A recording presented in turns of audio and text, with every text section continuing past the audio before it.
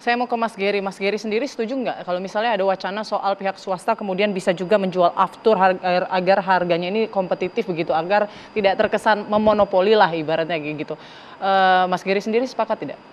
Ya, kalau untuk lebih banyak supplier tentu kita welcome. Tapi kembali lagi seperti yang Pak Irfan bilang gitu. Penyedia bahan bakar harus bikin tangki di bandaranya. Oke, bikin tangki di bandaranya, siapa yang bayarin? Kedua, dipungut sewa tidak, sewa lahan tidak. Lalu distribusinya, apakah harus pakai pipa atau bisa pakai mobil tangki? Kalau pakai di bandar itu mengharuskan pakai pipa, masa ada 5 provider bikin 5 jaringan pipa di bandara, ambruk itu eventnya gitu. Okay. Nah, bisa, tetapi banyak peraturan baik di SDM maupun di perhubungan yang harus diubah untuk bisa memungkinkan itu menjadi sesuatu yang sustainable. Dan saya juga setuju banget dengan yang Pak Irfan bilang, di mana jangan cuma dikasih bandara besar aja. So kalau suggestion saya adalah dipaketin satu bundle. Satu bandara besar harus dibundle dengan satu bandara kecil agar fair. Karena jangan sampai Pertamina nanti akhirnya kesingkir dari bandara besar, dia cuma dapat bandara kecil yang high cost. Nanti malah harganya jomplang lebih parah lagi di daerah terpencil, nanti jadi polemik lagi nantinya. Jadi kita harus memikirkan secara seksama dan kita mengantisipasikan dampaknya apa. Memang on the surface menarik sekali gitu, oke kita buka aja gitu. Tapi kita lihat sekarang yang nggak usah aftur gitu, bensin mobil aja diperbolehkan swasta jual. Tapi apa boleh jual lebih murah daripada Pertamina? Ini bandara kecil itu maksudnya apa? Pergerakan pesawatnya sedikit? Ya, pergerakan pesawatnya sedikit atau menuju ke sananya susah, ya. Apalagi di Indonesia Timur, Indonesia itu negara gede banget loh gitu, bukan hanya gede-gede banget loh gitu. Tapi kan biasanya kalau pergerakan pesawat kecil di daerah-daerah kecil itu biasanya harga tiketnya lebih mahal.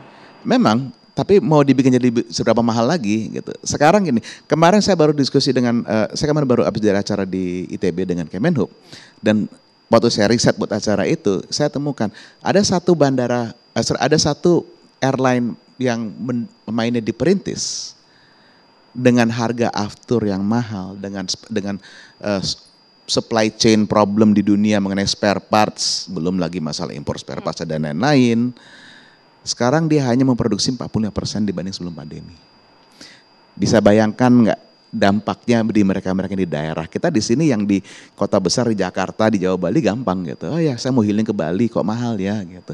Mereka bilang saya mau ke dokter aja nggak bisa karena pesawatnya nggak ada sekarang gitu. Kita harus mikirin semuanya. Kita Indonesia itu nggak cuma Jawa, Bali aja ya. Gitu. Oke, baik. Nah ini kan juga pastinya orang-orang naik pesawat kemana sih? Pasti liburan lah ya. Nggak jauh-jauh ya Mas Ikhwan ya, pasti kita liburan ya. Nah jadi kalau orang-orang pada enggak naik pesawat karena harga tiketnya mahal, ini kan juga pasti berdampak kepada pariwisata kita. Nanti kita akan bahas usai jeda berikut. Indonesia Business Forum akan kembali sesaat lagi.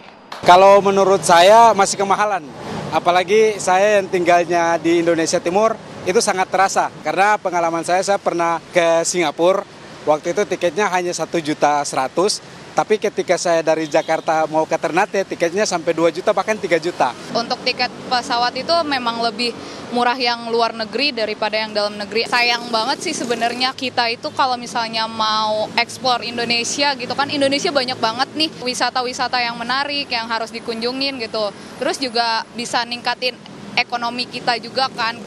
Kalau dibandingkan luar negeri justru domestik tuh malah lebih mahal ya Mbak. Mungkin pajak ya Mbak, sama mungkin ada biaya-biaya lain yang membuat jadi lebih mahal gitu.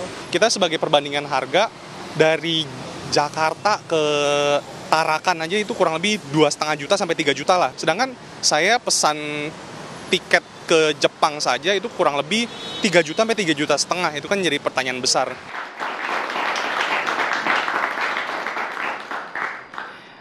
Ya kita dengarkan ya tadi ya bagaimana keluhannya nggak jauh beda sama yang disampaikan oleh Mas Ikhwan ya soal mau liburan nggak jadi karena harga tiket pesawatnya mahal begitu ya.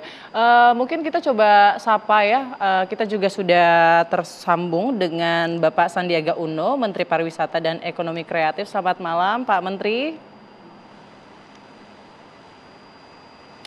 Baik, kita coba menghubungi kembali ya. Mungkin saya kembali ke Mas Ikhwan ya. Mas Ikhwan, kalau Mas Ikhwan sendiri harapannya nih, apakah mungkin lebih dari 10% atau seperti apa penurunan harga tiket pesawat domestik ini? Ya, kalau saya sendiri memang karena sering bikin konten penerbangan tentunya berharapnya sih turunnya lebih dari 10%. Karena jujur perbedaan dengan beberapa tiket ke luar negeri yang misalnya negara-negara tetangga pun lebih dari itu gitu, 30% gitu. Dan juga bukan hanya saya saja, bahkan tadi saya sempat share juga flyer acara ini dan banyak banget DM yang masuk minta disampaikan aspirasinya kalau tolong deh tiket dimurahin karena nggak cuman berlibur aja tapi kan kayak pulang kampung, terus kayak mengunjungi keluarga di rumah, di kampung gitu. Banyak kan di Indonesia ini tersebar luas gitu ya. Diharapkan bisa turun dan kalau bisa ya lebih dari 10%. Kalau bisa lebih dari 10% ya. Jadi biar lebih banyak jalan-jalannya berkunjung ke tempat-tempat yang lain begitu ya. Tapi setuju berarti pariwisata ini kemudian akan berkembang kalau misalnya harga tiket berhasil diturunkan. Ya menurut saya sih otomatis pariwisata juga akan bisa berkembang ya karena orang juga akan lebih banyak berpergian untuk berwisata di dalam negeri karena saat ini pun banyak teman-teman yang memang lebih tertarik untuk keluar negeri karena banyak tiket promo gitu.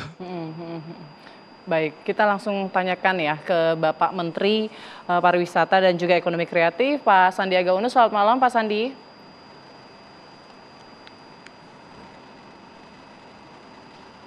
Pak Sandi. Malam, Assalamualaikum warahmatullahi wabarakatuh. Waalaikumsalam warahmatullahi wabarakatuh. Pak Sandi, kita penasaran nih bagaimana, apakah sudah ada hasil rapat dari Satgas penurunan harga tiket pesawat domestik? Apa saja mungkin komponen-komponen biaya yang bisa diturunkan?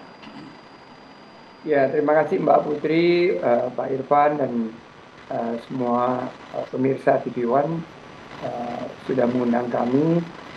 Rapat koordinasi terus berlangsung dan ini sesuai dengan aspirasi dari seluruh masyarakat kita, terutama masyarakat Parekraf yang menginginkan agar harga tiket lebih terjangkau.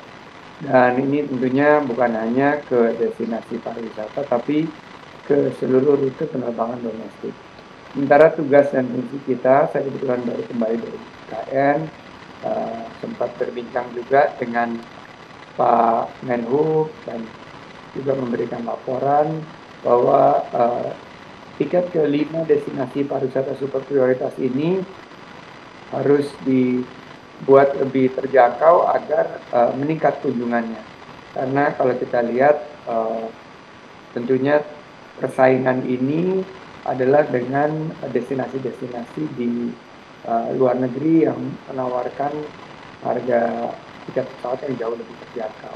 Baik. Dan ini tentunya membutuhkan koordinasi dengan kementerian lain, juga sinkronisasi agar penyesuaian dan penurunan harga tiket ini bisa kita segera wujudkan dan mudah-mudahan karena transisi pemerintahan ini di bulan Oktober bulan depan, kita berharap ini tidak memperlambat proses dari sinkronisasinya dan kita berharap ini rampung kebijakannya untuk dieksekusi sehingga bisa dirasakan akhir Oktober atau seandainya ada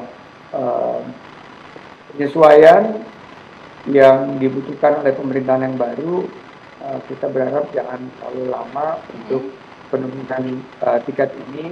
Mudah-mudahan sebelum libur Lebaran tahun 2020, libur akhir tahun 2024 ini.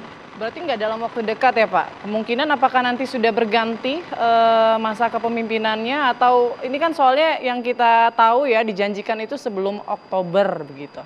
Kapan Pak kira-kira waktu konkretnya nih? Kebijakannya sebelum Oktober, kita berharap sebelum akhir pemerintahan. Tapi tentunya kan setiap kebijakan itu setelah diimplementasi akan memerlukan waktu untuk langsung tereksekusi.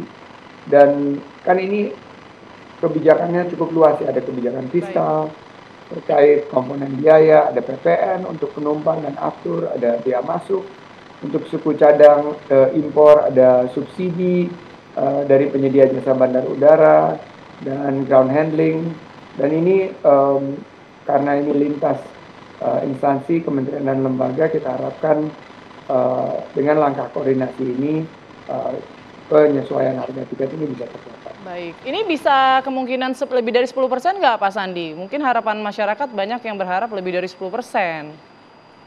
Kalau simulasi kita sekitar 10%, dan harapannya, tapi ini memicu persaingan harga yang sehat dan kompetitif, dan juga salah satu komponen yang paling besar aftur. Ini pasar aftur dengan multi provider ini akan mudah-mudahan juga bisa membantu. Oke, nah tadi menarik membahas aftur ya Pak Sandi ya. Tadi disampaikan juga oleh Pak Budi dari anggota KPPU bahwa ada saran-saran dari KPPU yang selama ini belum dijalankan begitu. Ada 2 tadi ya Pak Budi ya. Pertama, evaluasi komponen pembentuk harga aftur dan pendistribusiannya. Nah mungkin boleh langsung dijawab Pak Sandi. Ya, ini kalau kita lihat ada beberapa masukan, ya tentunya halnya sangat teknis, tapi konsepnya bahwa harus tercipta sebuah penyediaan aftur yang kompetitif, sehingga dengan peningkatan daya saing tentunya harga aftur ini lebih mencerminkan harga yang efisien, dan kebijakan multi provider inilah yang menurut kami akan menciptakan persaingan yang sehat dan kompetitif.